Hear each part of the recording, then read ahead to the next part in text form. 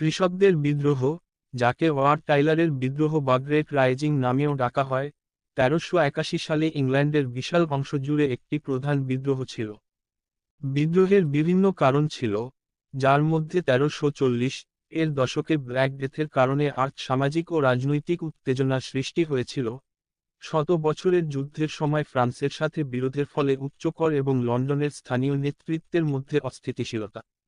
বিদ্রোহের চূড়ান্ত ট্রিগার ছিল ৩০ মে ১৩৮১ সালে এসেক্সে একজন রাজকীয় কর্মকর্তা, জন ব্যাম্পটনের হস্তক্ষেপ। ব্রেন্টুডে অবৈতনিক পোল ট্যাক্স সংগ্রহের তার প্রচেষ্টা একটি সহিংস সংঘর্ষে শেষ হয়, যা দ্রুত দেশের দক্ষিণ পূর্বে ছড়িয়ে পড়ে। অনেক স্থানীয় কারিগর এবং গ্রামের কর্মকর্তা সহ গ্রামীণ সমাজের বিস্তৃত বর্ণালী প্রতিবাদে উঠে, আদালতের রেকর্ড পুড়িয়ে দেয় এবং স্থানীয় কারাগারগুলি খুলে দেয়। বিদ্রোহীরা কর হ্রাস, দাসত্বের অবসান এবং রাজা দ্বিতীয় রিচার্ড